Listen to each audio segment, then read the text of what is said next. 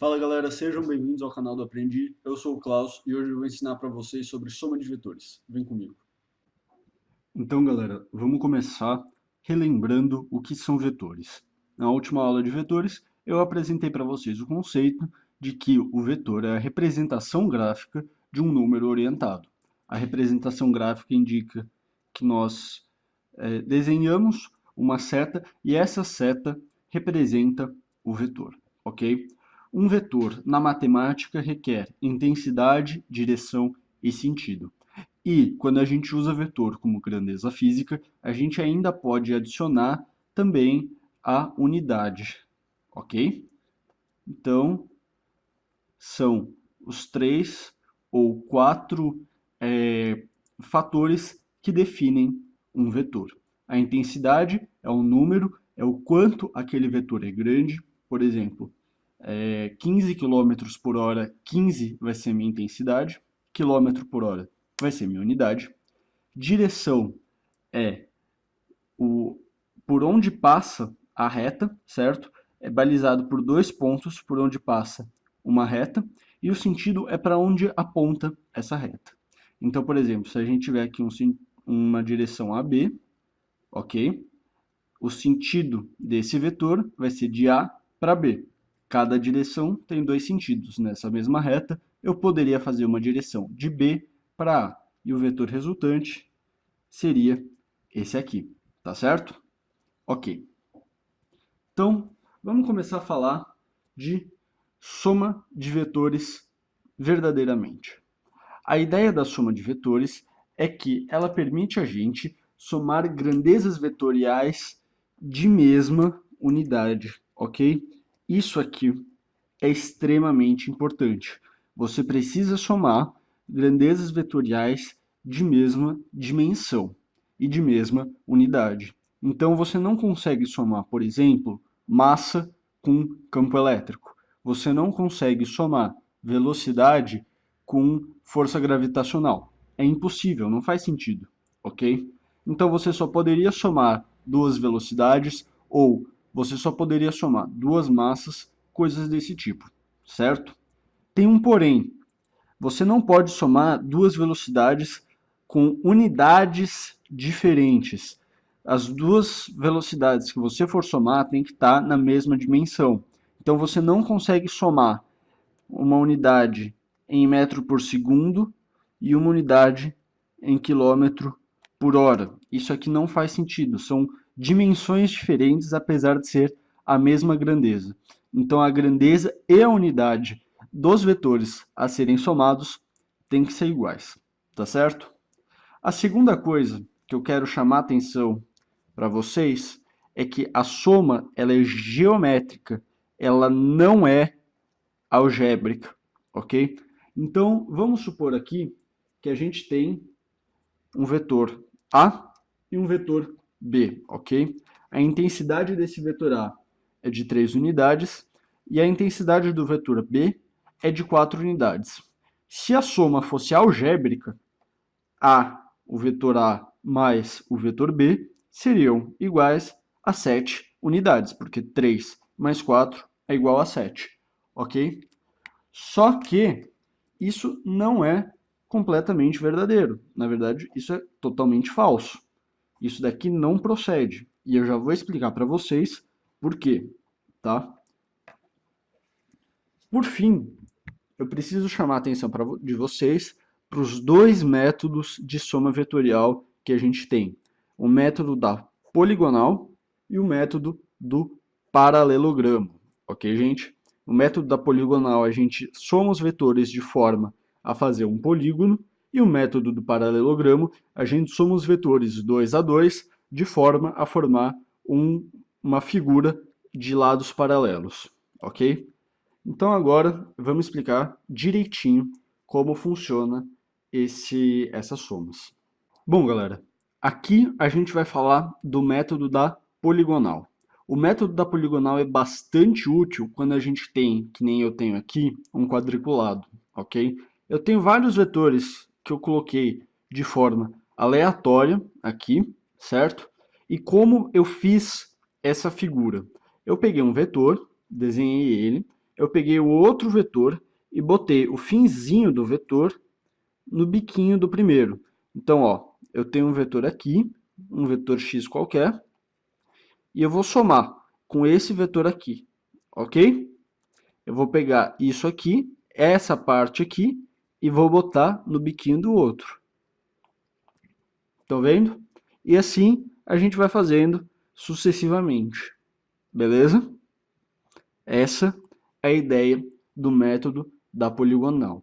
Nesse caso, eu não fechei o polígono ainda.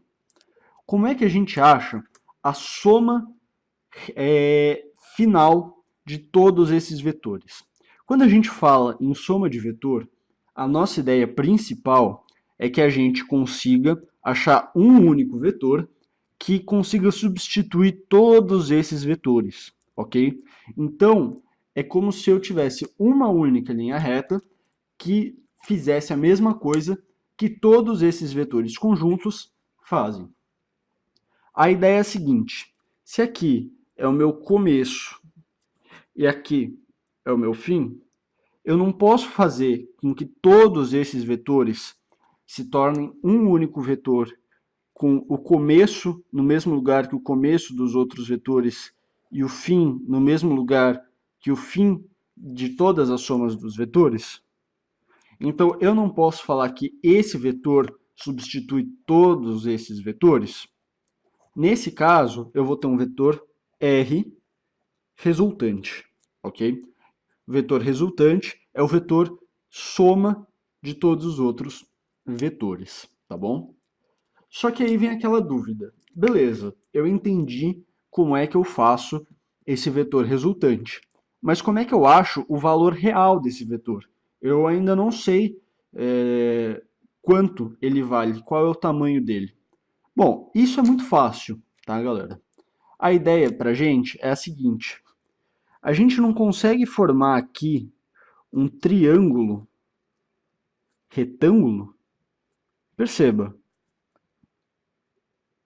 aqui a gente forma um triângulo retângulo. Nessa linha aqui, a gente vai ter um tamanho de 12, opa, tá torto, desculpa. A gente vai ter um tamanho de 12 unidades, e aqui a gente vai ter um tamanho de 5 unidades. Então aqui eu tenho 12U, e aqui eu tenho 5, opa, U. 12U, 5U e o meu vetor resultante. Só que isso daqui é um triângulo retângulo.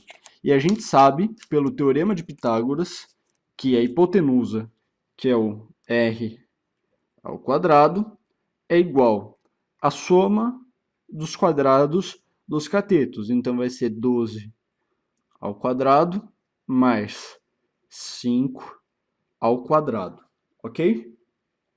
R ao quadrado vai ser igual a 144 mais 25, que é igual a 169. A raiz de 169 é 13.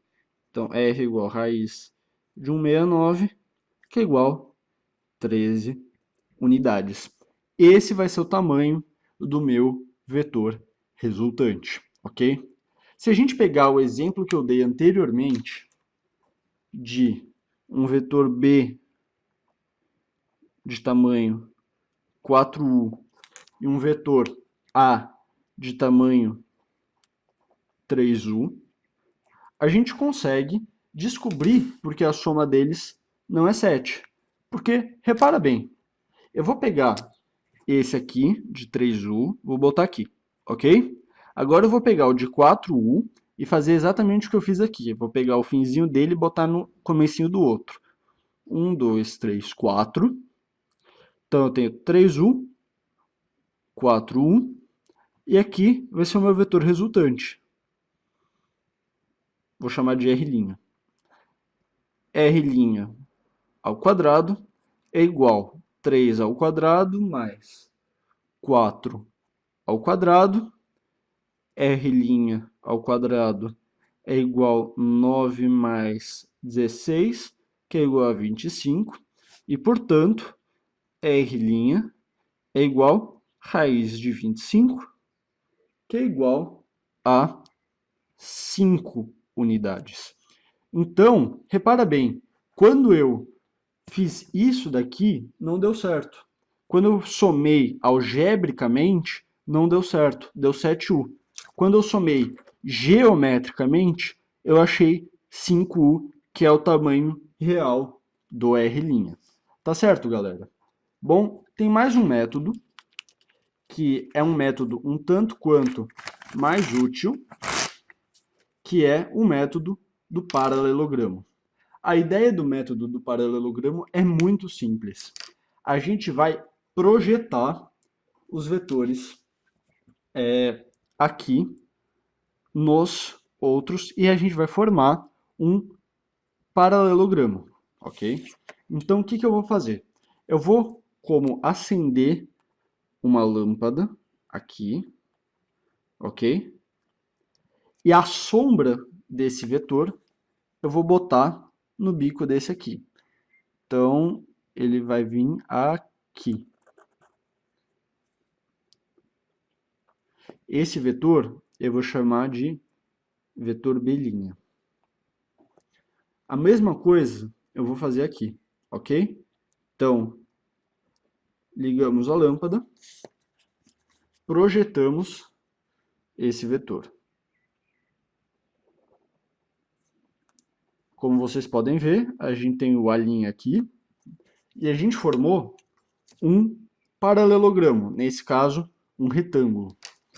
Qual é o nosso foco? O nosso foco é a gente pegar o começo dos vetores e o fim deles. Onde juntar as bundinhas do vetor vai ser a nossa bundinha do vetor resultante, e onde encontrarem os biquinhos dos vetores é onde vai ser o nosso biquinho do vetor resultante. Então, com a régua a gente vem aqui e traça o nosso vetor resultante. Nesse caso aqui, vocês conseguem ver que formamos também, novamente, um triângulo retângulo. E nesse caso, é só usar o teorema de Pitágoras. R ao quadrado é igual...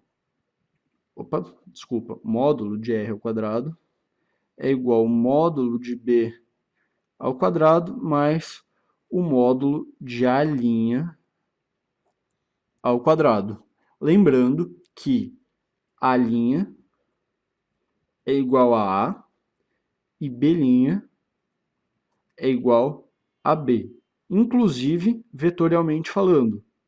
Ou seja, eles têm a mesma direção, o mesmo sentido, a mesma intensidade e a mesma unidade, ok? Só que eles não estão aqui de fato, eles são só projeções. Tá certo? Mas a gente pode também somar no paralelogramo da seguinte maneira. Vocês percebem que aqui eu vou ter um ângulo θ que é diferente de 90 graus? Se eu fizer essa projeção aqui, se eu ligar uma lampadinha aqui, o que eu vou ter vai ser o seguinte. Eu vou pegar aqui, são acho que 10 quadrados. 3, 4, 5, 6, 6, 7, 8, 9, 10. Exatamente. Eu vou ter aqui um vetor, vamos chamar de C e D, ok? Então aqui eu vou ter um vetor D', e aqui eu vou ligar a minha lâmpada, e eu vou projetar isso aqui, aqui. E quando eu fizer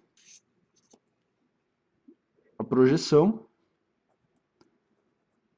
eu vou ter aqui o meu vetor C'. Bom, o nosso vetor resultante vai ser exatamente aqui, ok? Da bundinha para o biquinho. Puxamos e temos R', o vetor R'. Só que vocês conseguem ver que esses triângulos formados não são triângulos retângulos. Como é que a gente resolve isso aqui? Bom, eu vou explicar em uma aula de matemática como funciona o teorema dos cossenos, que é uma forma expandida, uma forma geral do teorema de Pitágoras. Mas, por enquanto, vocês precisam saber que esse valor de R' ao quadrado é igual a C ao quadrado mais D' ao quadrado mais 2 vezes C vezes D' vezes o cosseno do ângulo θ, que é o ângulo entre C e D. Tá certo, galera? Isso daqui é uma forma modificada do teorema dos cossenos para a gente usar aqui na física. Quando eu fizer a aula de matemática do teorema dos cossenos correto, eu vou explicar para vocês por que a gente usou esse mais 2 e não a forma normal de menos 2. Mas por enquanto, guarde isso daqui. Tá certo, galera? E lembrando sempre que o vetor C é igual ao vetor C' e o vetor D é igual ao vetor D'. Então, tudo que tiver linha aqui, você pode substituir pelo D normal, sem nenhum tipo de prejuízo. Tá certo, galera? Bom, fica por aqui essa aula. Espero que vocês tenham gostado, espero que vocês tenham entendido. Qualquer dúvida, bota nos comentários, curte esse vídeo, compartilha com seus amigos, que é muito importante essa matéria. E eu vejo vocês na próxima. Muito obrigado e tchau.